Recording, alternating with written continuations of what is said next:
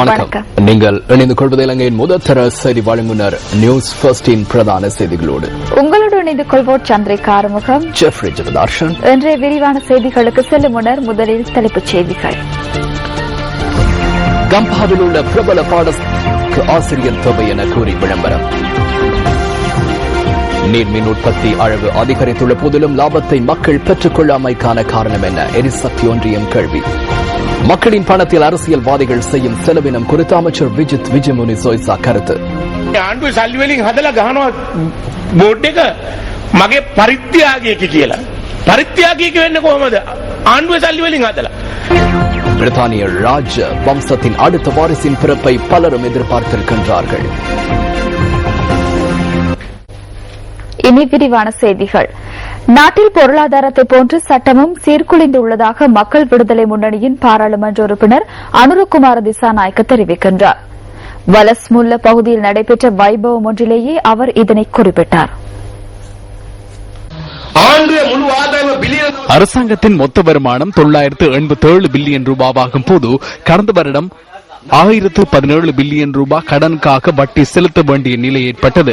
எனவே வருடத்தில் கடனுக்கான வட்டியை செலுத்த 30 பில்லியன் ரூபாய் போதாமல் உள்ளது. எனவே எஞ்சிய வேலைகளை செய்வதற்கு எங்கிருந்து பணம்? பெற்றுக்கொண்ட கடன்களுக்கான வட்டியை செலுத்துவதற்கு கூட கிடைக்கும் வருமானம் போதாமல் உள்ளது. ஒரு வீட்டில் இந்த நிலைமை ஏற்பட்டால் என்ன நடக்கும்? சீனாவுக்கு சென்றனர். சீனாவின் எக்ஸிம் வங்கி கடன் வழங்குவதற்கு உடன்பட்டது. ஒன்று நாடு எங்கு சென்றுள்ளது? நாட்டின் பொருளாதாரம் பெருமளவில் சீர்குலைந்துள்ளது. ஒரு கிராமத்திற்கு ஒரு திட்டம் என்று கூறுகின்றனர். தற்போது பிரதேச அரசியல்வாதிகள் ஆரம்பித்துள்ளனர். தங்காலை பிரதேச சபை தலைவர் மற்றும் ரத்தினபுரி ஹம்பிளிப்பிட்டி பிரதேச சபை உறுப்பினர்களின் பணிகளை பாருங்கள். நாட்டின் சட்டம் மற்றும் ஒழுக்கம் பற்றி பேசுகின்றனர். தவறுகளை போரின் கட்சி உறுப்புரிமை நீக்கப்பட்டதா? எவ்வாறு நீக்குவர்? ஒரு புறம் நாட்டின் பொருளாதாரம் சீர்குலைந்துள்ளது, மற்றைய புறம் நாட்டின் சட்டம் சீர்குலைந்துள்ளது. கெக்கிராவ கோனபத்திராவ பகுதியில் மக்கள் விடுதலை முன்னணி ஏற்பாடு செய்திருந்த மக்கள் சந்திப்பு ஒன்று நேற்று நடைபெற்றது. இதன்போது அந்த கட்சியின் தலைவர் சோமவாங்ச அமரசிங்க கருத்து வெளியிட்டார்.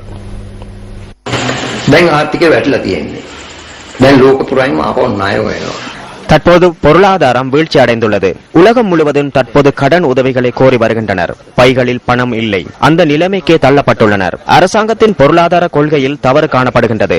விவசாயத்தை வீழ்ச்சியடைய செய்துள்ளனர். அது வீழ்ச்சியடையவில்லை. தொழில்துறை வீழ்ச்சி அடைந்துள்ளது. தொழிற்சாலைகள் மூடப்பட்ட வண்ணம் உள்ளன. தற்போது எம்மை ஏமாற்றுகின்றனர். மக்களை ஏமாற வேண்டாம். முழு உலகிலும் ஹம்பாந்தோட்டை சாதனை ஒன்றை செய்துள்ளது. துறைமுகம் உள்ளது, எனினும் கப்பல்கள் இல்லை. பெரிய கிரிக்கெட் மைதானம் ஒன்று உள்ளது, எனினும் கிரிக்கெட் விளையாடவில்லை. விமான நிலையம் உள்ளது, ஆனால் விமானங்கள் பயணிப்பதில்லை. கிரிக்கெட் ගහන්නේ වේයෝ. ගුවන්තොටුපළක් තියෙනවා, ආසය අතරා නැහැ.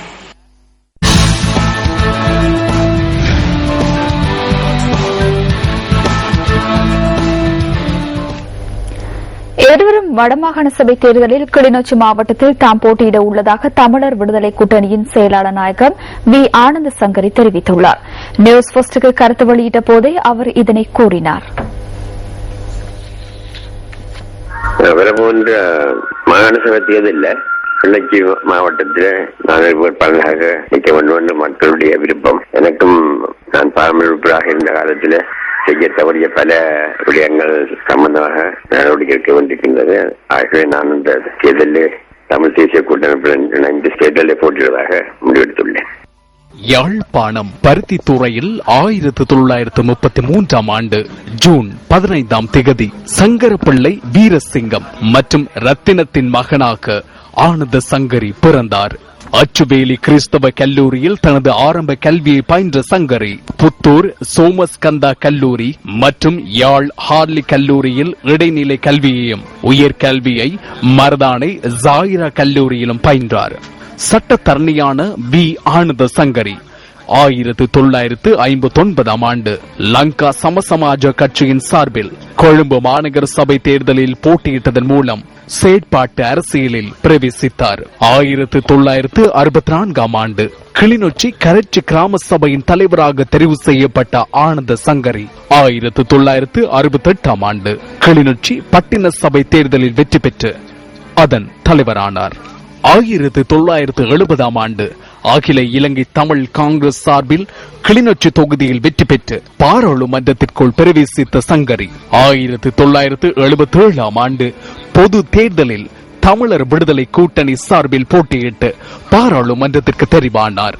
அத்துடன் 2000 மற்றும் 2001 ஆண்டுகளில் நடைபெற்ற பொது தேர்தல்களிலும் வீரசிங்கம் ஆனந்த் சங்கரி வெற்றி பெற்றிருந்தமை குறிப்பிடத்தக்கதாகும்.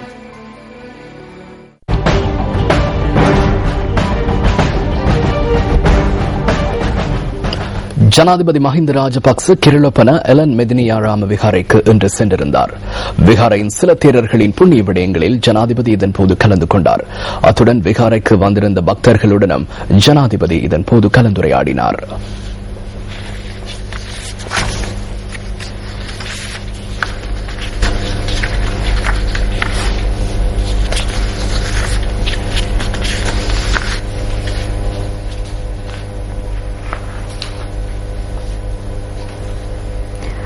அரசாங்கத்தின் நிதியினால் சில அரசியல்வாதிகள் செய்யும் செலவுகள் தொடர்பில் வனஜீவிகள் மற்றும் வனவள பாதுகாப்பு அமைச்சர் விஜித் விஜயமுனி சொய்சா கருத்து வெளியிட்டுள்ளார்.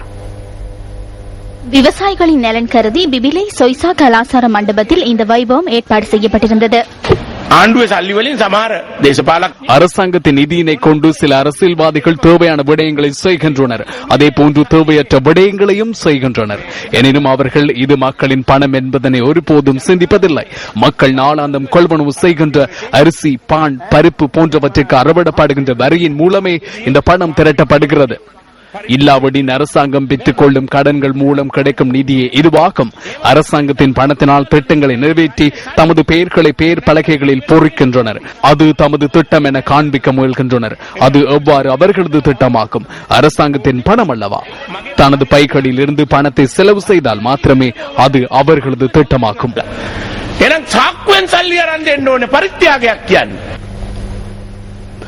உரிய முறைமை இருக்கும் சந்தர்ப்பத்தில் பத்திரிகையில் விளம்பரம் ஒன்றை பிரசுரித்து அரசாங்கத்தின் பிரதான பாடசாலை ஒன்றுக்கு ஆசிரியர் ஒருவரை இணைத்துக் கொள்வதற்கு எடுக்கும் முயற்சிகள் தொடர்பில் தகவல்கள் வெளியாகியுள்ளன. இது சட்டத்திற்கு புறம்பானது என ஆசிரியர்கள் சங்கங்கள் குறிப்பிடுகின்றன. இந்த வாராந்த தேசிய பத்திரிகை ஒன்றில் பிரசுரிக்கப்பட்டிருந்த விளம்பரமே இதுவாகும். கம்பஹா பிரதேசத்தில் அரசாங்கத்தின் மகளிர் பாடசாலை ஒன்றுக்கு உயர் தரத்திற்கு விவசாய பாட ஆசிரியர் ஒருவருக்கு வெற்றிடம் நிலவுவதாக அதில் குறிப்பிடப்பட்டிருந்தது. அந்த பாடசாலையின் பெயர் அதில் குறிப்பிடப்பட்டிருக்கவில்லை என்பதுடன் தனிப்பட்ட தொலைபேசி இலக்கம் ஒன்றும் வழங்கப்பட்டிருந்தது. எனினும் அந்த தொலைபேசி இலக்கத்தை உடையவரின் பதவிகள் எங்கு குறிப்பிடப்பட்டிருக்கவில்லை. இது குறித்து நாம் ஆராய்ந்த போது இந்த தொலைபேசி இலக்கத்தை உடையவர் பாடசாலை ஒரு பிரிவின் தலைமை பொறுப்புடையவர் என எமக்கு அறிய கிடைத்தது. பாடசாலைகளுக்கு ஆசிரியர் எடுக்கிறது கல்வி அமைச்சு. இப்ப கல்வியம் இலங்கை ஆசிரியர் சேவை யாழ்ப்புல எவ்விதமாக பாடசாலைகளுக்கு ஆசிரியர்கள் எடுக்கிறதுங்கிறது எல்லாம் கிரைட்டீரியா எல்லாம் போட்டிருக்குது. அப்படி ஒரு சூழ்நிலையில வேறு ஆட்களுக்கு அரசாங்க பாடசாலைகளுக்கு ஆசிரியர்கள் எடுக்கலாம். இப்படி இது ஒரு பிழையான முறை. இது ஆசிரியர் சேவை யாழ்ப்பை மீதும் செயல்பாடு. தனியாருக்கு அப்படி பாடசாலைகளுக்கு ஆசிரியர்கள் எடுக்க இயலாது. இது பிழையான ஒரு செயல்முறை. இந்த செயல்பாடுக்கு ஈடுபட்டிருந்த யாரு எவருங்கிறது தெரிவு செய்து அதுக்கு ஏற்றவாறு தகுந்த நடவடிக்கை எடுக்க சொல்ல கல்வி அமைச்சர் கேட்கிறோம். முறைமைக்கு முரணாக ஊழல் மோசடிகள் மாத்திரமல்ல, இது லஞ்சம் பெறுவதற்கும் காரணமாகின்றது. எனவே நாம் இதனை வன்மையாக கண்டிக்கின்றோம். தனியார் பாடசாலையாகவோ அல்லது சர்வதேச பாடசாலையாகவோ இருந்தால் பிரச்சனை இல்லை. ஆனால் அரச பாடசாலை ஒன்றுக்கு ஆசிரியர் நியமனத்திற்காக பத்திரிகை விளம்பரம் ஒன்று பிரசுரிக்கும் நிலைமை ஏற்பட்டுள்ளது. ஒரு புறத்தில் அது சட்டவிரோதமானது. பாடசாலையின் நிர்வாகம், அதே போல பாடசாலைகளுக்கு அதிபர்களை நியமிப்பது கல்வி அமைச்சு. ஒரு புறத்தில் ஆசிரியர் இடமாற்றத்தை கோருங்கள். அதே போல் இவ்வாறான சம்பவங்களினூடாக இந்த நாட்டின் ஆசிரியர்களை நினைத்த மாதிரி ஆட்டுவிக்க பாடசாலைகளுக்கோ கல்வி அதிகாரிகளுக்கோ இடமில்லை. இதனை நிறுத்த வேண்டும். இதனை நாம் வன்மையாக கண்டிப்பதோடு இந்த நிலைமையினை நாம் எதிர்க்கின்றோம். இது தொடர்பில் கல்வி அமைச்சின் செயலாளர் கோட்டாபய ஜெயரத்னவிடம் வினவிய போது இது குறித்து ஆராய்வதாக அவர் குறிப்பிட்டார்.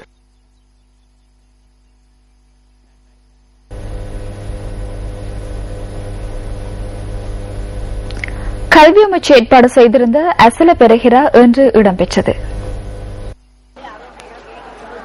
இலங்கையின் மிக நீளமான பிரகர என அடையாளப்படுத்தப்படும் இந்த பிரகரவில் நாட்டின் பல பாடசாலைகளையும் பிரதிநிதித்துவப்படுத்தி மாணவர்கள் பங்கேற்றிருந்தனர். கொழும்பு மாகாணம பாடசாலைக்கு அருகிலிருந்து வெள்ளவத்தை வரை எசல பிரகராவின் பல்வேறு அம்சங்கள் ஏற்பாடு செய்யப்பட்டிருந்ததாக எமது செய்தியாளர் தெரிவித்தார். பிரகர ஆரம்பமாகும் சந்தர்ப்பத்தில் பெய்த மழையினால் பிரகர ஆரம்பமாவதற்கு சிறிது நேரம் தடைப்பட்டிருந்தது. பல்வேறு கலை நிகழ்ச்சிகளுக்காக தயாராகியிருந்த மாணவர்கள் மழையில் நனையாதிருக்க பாதுகாப்பான இடங்களை நோக்கி சென்றிருந்தனர்.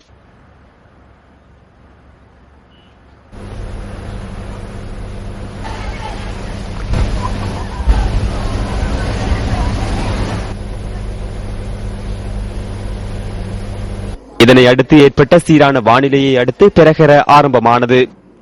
இந்த சந்தர்ப்பத்தில் கல்வி அமைச்சர் பந்துல குணவர்தன, கண்காணிப்பு உறுப்பினர் மொஹான்லால் கிரேரு உள்ளிட்ட பல பாராளுமன்ற உறுப்பினர்களும் கல்வி அமைச்சின் செயலாளரும் வருகை தந்திருந்தனர்.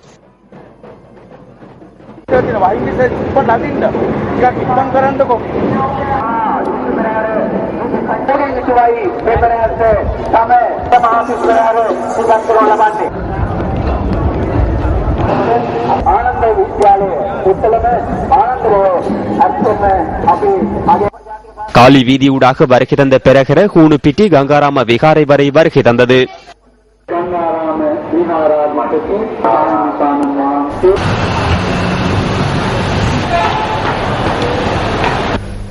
சிந்தனை தூண்டும் அறிஞர் வாக்கு அடுத்து.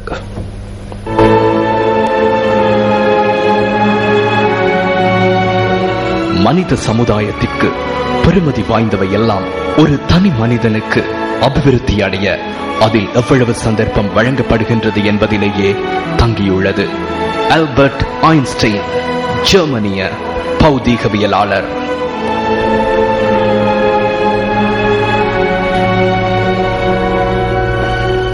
விளம்பரங்களின் பின்னர் நியூஸ் ஃபர்ஸ்டின் பிரதான செய்திகள் தொடரும். குறைந்த செலவில் மின் உற்பத்தி நிலையங்கள் விரைவில் நிர்மாணிக்கப்பட்டு குறைந்த விலையில் மின்சாரத்தை விநியோகிக்க நடவடிக்கை எடுக்கப்படும் என மின்சக்தி மற்றும் எரிசக்தி அமைச்சர் பவித்ரா வன்னியாராச்சி தெரிவிக்கின்றார். இதேவேளை நீர்மின் உற்பத்தியின் செலவினம் அதிகரித்துள்ளமையினால் குறைந்த விலையில் தற்போதைக்கு மின்சாரத்தை வழங்க முடியாது என எரிசக்தி ஒன்றியம் சுட்டிக்காட்டியுள்ளது.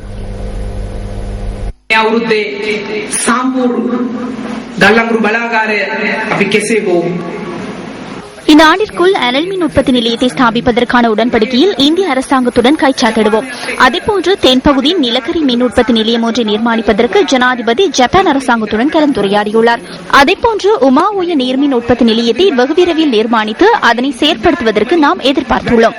குறைந்த செலவில் மின்சாரத்தை உற்பத்தி செய்யக்கூடிய மின் உற்பத்தி நிலையங்களை உருவாக்கி குறைந்த விலையில் மக்களுக்கு மின்சாரத்தை வழங்குவதே ஜனாதிபதியின் நோக்கமாகும்.